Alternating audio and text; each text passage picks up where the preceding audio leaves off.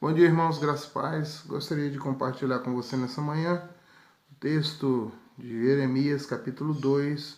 Nós vamos ler o verso 5, o verso 13 e o verso 19, mas eu convido você a ler todo esse texto, do verso 1 ao verso 19, do capítulo 2 de Jeremias. Versículo 5. Assim diz o Senhor: Que injustiça acharam vossos pais em mim, para de mim se afastarem, indo após a nulidade dos ídolos e se tornando nulos eles mesmos. Verso 13. Porque dois males cometeu o meu povo. A mim me deixaram o manancial de águas vivas e cavaram cisternas rachadas que não retêm as águas. Verso 19. A tua malícia te castigará, as tuas infidelidades te repreenderão. Sabe, pois, e vê que mal e quão amargo é deixares o Senhor teu Deus e não teres temor de mim, diz o Senhor dos exércitos. Nós estamos diante de um texto onde Jeremias está ali profetizando contra Israel, contra Jerusalém, por conta de estarem se afastando do Senhor ou terem se afastado do Senhor. Tempos de apostasia. A palavra apostasia significa abandono da fé. Abandonar a fé não é simplesmente você ter um momento de fraqueza, você ter um momento de esfriamento espiritual. Não. É você se afastar de Deus, é você deixar as coisas de Deus para procurar um outro caminho. O que acontece aqui no povo de Israel é algo mais complicado. Deus está chamando a atenção daquele povo por conta de algo que os seus pais já haviam feito. Versículo 5 diz justamente isso, esse questionamento da parte de Deus, não que ele não soubesse, mas fazendo essa retórica no sentido de eu fiz algum mal aos seus pais para que eles se afastassem de mim e optassem por servir a ídolos, ídolos que não trazem proveito algum e se tornaram nulos tanto quanto esses ídolos. Como diz o salmista, os ídolos têm boca, mas não falam, têm olhos, mas não veem, têm ouvidos, mas não ouvem, têm mãos, mas não apalpam e se tornam semelhantes a esses, todos aqueles que os servem. Mas o povo de Israel havia seguido esses ídolos e resolveram então servir aos deuses das nações que estavam ao seu redor. Existiam muitos deuses, o Egito, o qual o povo de Israel havia passado 400 anos, existiam muitos deuses e as nações ao redor, um deus para cada tipo de situação, Deus da água, Deus do fogo, Deus da terra e assim por diante. Mas Deus havia se apresentado a Israel como eu sou, como aquele que provê todas as coisas, aquele que é o detentor do universo, aquele que controla e tem todo o poder em suas mãos, e havia dado inúmeras provas daquilo que ele fez, né, ao tirar Israel do Egito, ao abrir o Mar Vermelho, ao guiar 40 anos pelo deserto, não deixando faltar o alimento, a água, mesmo naqueles lugares mais escassos. E é isso que Jeremias vai estar, de alguma maneira, lembrando a esse povo aqui, dos pais deles que haviam feito essa escolha ruim. Mas agora no versículo 13 ele diz que eles fizeram dois males. Um mal foi justamente eles abandonarem ao Senhor, né? Eles deixarem o mandamento do Senhor.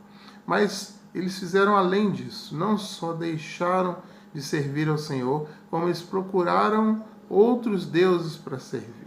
E aí ele usa a figura das cisternas rotas ou cisternas rachadas que não tem água, em comparação justamente a Deus que é a fonte da água viva, a fonte da água que flui de dentro, né? Como Jesus se apresenta, ele é a água viva, se apresentou aquela mulher naquela conversa no poço de Jacó.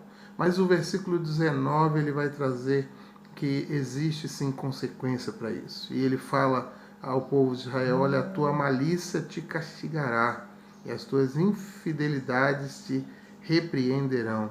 Sabe, pois, que você fez mal, e quão amargo é deixares o Senhor teu Deus. existe uma consequência ao fato de não temer ao Senhor, ao fato deles terem abandonado o Senhor.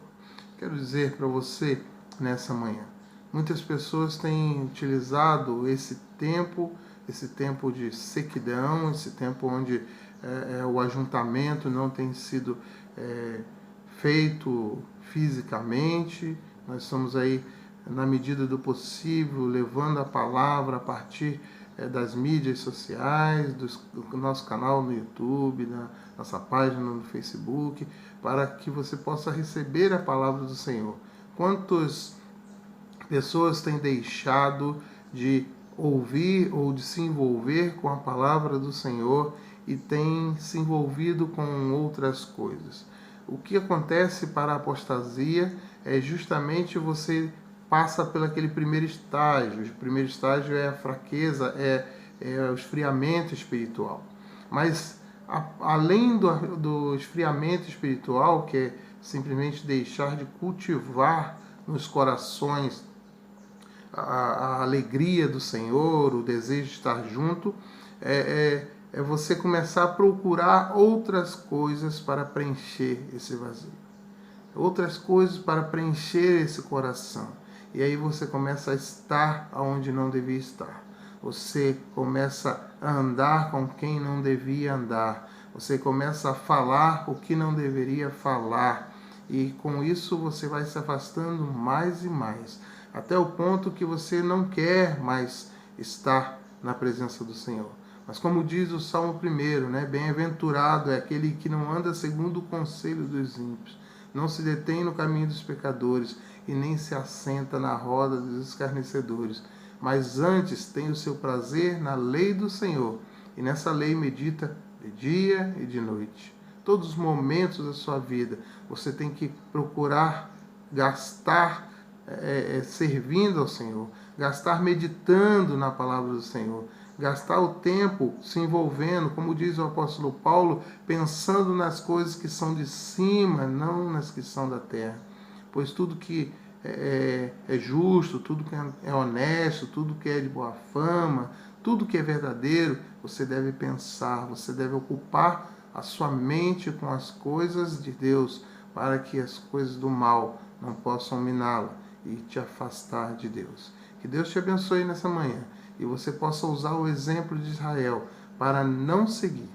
Que você não possa deixar a fonte da água da vida, que é Jesus, para cavar cisternas rachadas, tentando preencher o seu coração com algo que não vai te trazer felicidade verdadeira. Que Deus te abençoe.